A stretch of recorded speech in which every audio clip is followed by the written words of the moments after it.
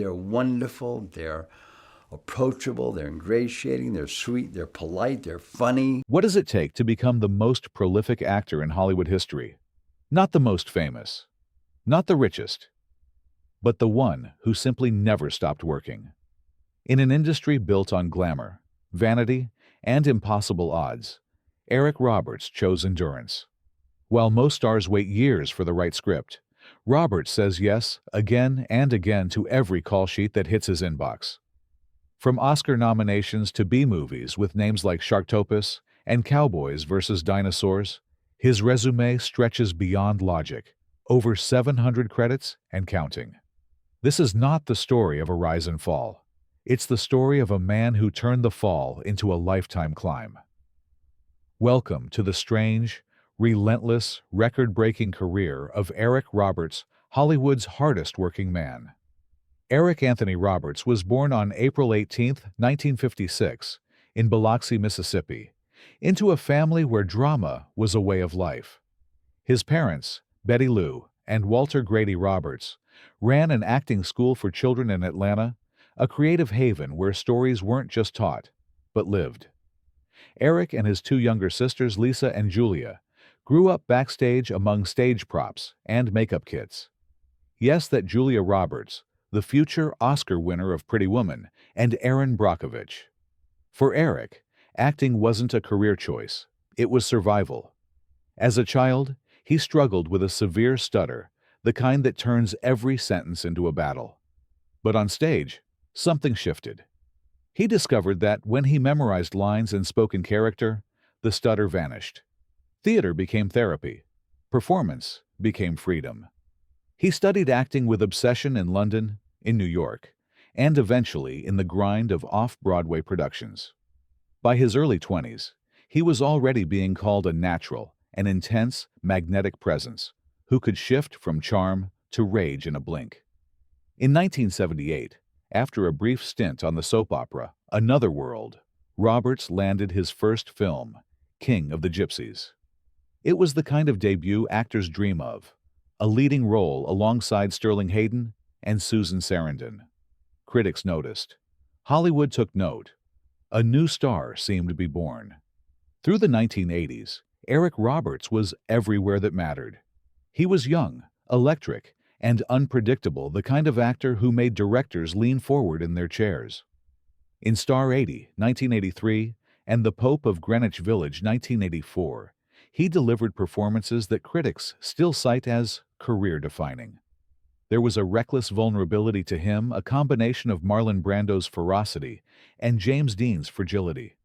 By 1985, his role in Runaway Train earned him an Oscar nomination for Best Supporting Actor. He was the real deal an actor's actor, the one every director wanted next. But behind the acclaim was a ticking bomb of bad decisions. Success can be a curse when you believe you're invincible. On his manager's advice, Roberts turned down a 3-picture deal with Paramount. He also rejected the lead in 912 Weeks, a role that made his friend Mickey Rourke a star. Instead of blockbusters, Roberts chased the artistic high. He wanted to be respected, not marketed.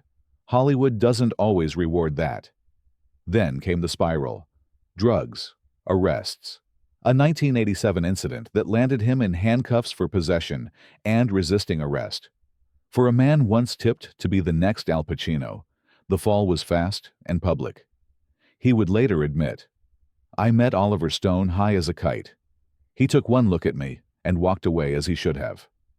Between 1978 and 1989, he appeared in only 10 films, a trickle for an actor of his caliber. But then came a film that would change everything, not by elevating him, but by redefining him. In 1989, Eric Roberts starred in Best of the Best, a martial arts film about redemption, teamwork, and grit. Critics dismissed it as formulaic. Audiences barely noticed. But then came home video, and slowly, it became a cult classic. Fans loved his earnest intensity, that unfiltered emotion that felt too big for straight-to-VHS cinema. The film flopped at the box office, but found a life on shelves. Suddenly, Roberts was a star in a different universe, one where movies didn't need critics to survive. Between 1990 and 2000, he did not slow down. He accelerated. By the mid-90s, he was appearing in 6 films a year. By the late 2000s, up to 11 in a single calendar year. What happened wasn't a comeback. It was a transformation. Eric Roberts had become Hollywood's blue-collar actor, a working man of cinema. While others waited for Marvel contracts and studio calls, he went where the work was. Indie sets, foreign productions, micro-budget thrillers, shooting in malls and motels. And it worked. Quietly, relentlessly, he built an empire of credits. When asked why he takes so many roles, Roberts once laughed, "You don't understand, I turned down nothing." He meant it. If the script was ready, if the camera was rolling, he was in. It helped that his wife, Eliza Roberts, is a casting director, a collaborator who understood the value of momentum. She helped manage his chaotic schedule, lining up productions, sometimes back-to-back on the same day. One morning, he could be shooting a scene for a Christian film in Los Angeles. That evening, he'd wrap a cameo for a grindhouse thriller 2 counties away. This grind earned him nicknames: the Marathon Man, the Everywhere Actor. By the time IMDb updated his credits in 2024, he was listed in over 700 projects, 93 still in production or post. No American actor had ever done more. But why? The answer isn't desperation, it's devotion. He once said, "I haven't worked a day in my life. I get to act. That's not work, that's luck." And that may be the real secret behind his record. He still loves it. Amid the endless stream of indies and micro-budget productions, occasional mainstream moments reminded audiences of his range. Christopher Nolan cast him as Sal Maroni in The Dark Knight, 2008, a nod to Roberts' 80s edge. He shot his scenes back-to-back with another film called Witless Protection, a pairing that perfectly captures the dual life he leads, Hollywood and the hinterlands of cinema. He also appeared in acclaimed independent films like A Guide to Recognizing Your Saints and Inherent Vice, reminding critics that underneath the grind, the Oscar nominee still had range. Directors loved him because he was professional, fast, and fearless. Doug Campbell, who directed Roberts in Stalked by My Doctor, once said, "He's the fastest actor out of makeup, the most prepared, and the most grateful to be there. No ego, no vanity." That attitude made him a legend, not of stardom, but of work ethic. For most of his career, Eric Roberts has lived in the shadow of his sister Julia and his daughter Emma. The press loves to frame him as Julia Roberts' brother. He doesn't mind. He helped Julia get her first agent, and even appeared with her in the film Blood Red. Now Emma Roberts, his daughter with Kelly Cunningham, is a star in her own right. Their success and his persistence form a rare Hollywood triangle, 3 generations of the same family thriving in different lanes of fame. Julia, the icon. Emma, the millennial face. Eric, the ironworker of film. In interviews, he speaks with pride, not envy. "There's room for all of us," he once said. "They make hits. I make history." To understand the scale of his output, you have to compare. Samuel L. Jackson, around 200 credits. Mickey Rooney, 343. James Hong, about 450. Eric Roberts, 710, and counting. Even the Golden Age workhorses like Irving Bacon, who did 526 films and shows, couldn't catch him. Only India's Kennedy Brahmanandam outranks him globally. And yet, Roberts doesn't treat it like a race. He treats it like a calling. Acting keeps him centered, keeps him clean, keeps him alive. The irony? The industry that once sidelined him for excess is now fascinated by his discipline. He's become a symbol of persistence in a world that glorifies perfection. There's a moment every filmmaker remembers: the first time Eric Roberts walks on set. He's punctual, he's smiling. He knows everyone's name by the second hour. He calls the director boss, then offers notes that reveal a sharp understanding of story structure. He moves fast because he's used to shooting fast. When the budget is tiny and the schedule impossible, Roberts is the guy who makes it possible. He's not there for craft service spreads or trailer comforts. He's there for the work. That's why directors keep calling him back. Dan Hunter, who directed him in Mr. Birthday, put it best. When your number one actor shows up with that energy, it changes the set.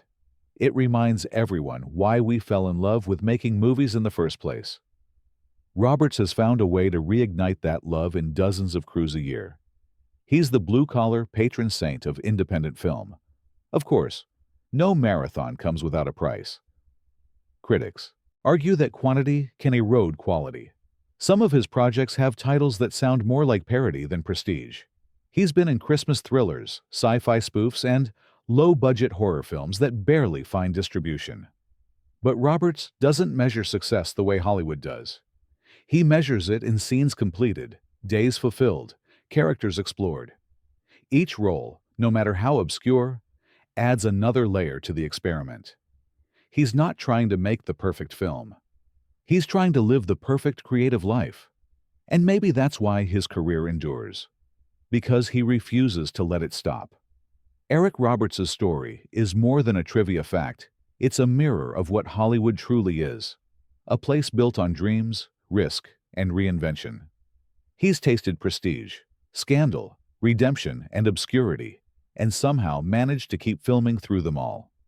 When asked about legacy, he once said, "I'm not chasing greatness. I'm chasing gratitude. I'm grateful every time they call my name on set." That gratitude is what separates him from the tragic archetypes of Hollywood burnout. He didn't vanish. He adapted. Eric Roberts' story isn't one of fame. It's one of endurance. In a business obsessed with the spotlight, he built a career out of showing up even when the spotlight moved on. Where most actors chase stardom, Roberts chased continuity. He never wanted to be remembered for one role. He's gone. Wasn't like that at all. He was perfectly fine. He wanted to remember what it felt like to keep playing them all. There's a quiet nobility in that. Hollywood likes to tell stories about redemption arcs and second chances, but Roberts never asked for one. He didn't return to make a triumphant comeback. He never left. Through the chaos of the 80s, the tabloid shadows of the 90s, and the streaming explosion of the 2000s, he just kept filming. Different sets, different crews, sometimes 2 or 3 in a single day. A hotel hallway one morning, a backlot warehouse by nightfall. He became a kind of cinematic phantom, always present, always morphing, slipping between genres like a ghost who refused to rest. So, sound, it's like when you go through puberty. You start off as one thing and you end up another. Same thing with movies. What makes his legacy remarkable isn't just the number of titles, it's the consistency of commitment. Whether it was a $100 million studio feature or a $50,000 indie passion project, he treated both with the same gravity. He showed up prepared. He knew his lines. He respected the craft. That attitude, that professionalism, became his quiet rebellion against an industry that confuses fame with worth. There's a lesson in that for every artist who ever felt unseen. Because Eric Roberts proved that visibility isn't everything. Sometimes being part of the story again and again matters more than being the headline. Every forgotten movie he made gave a young director experience, a new crew their first credit, an actor their first co-star. He became a bridge between generations of filmmakers. Today, when audiences rediscover his name, scrolling through streaming catalogs, there's a strange familiarity to it, a warmth that says, he's always been there. And maybe that's the ultimate achievement.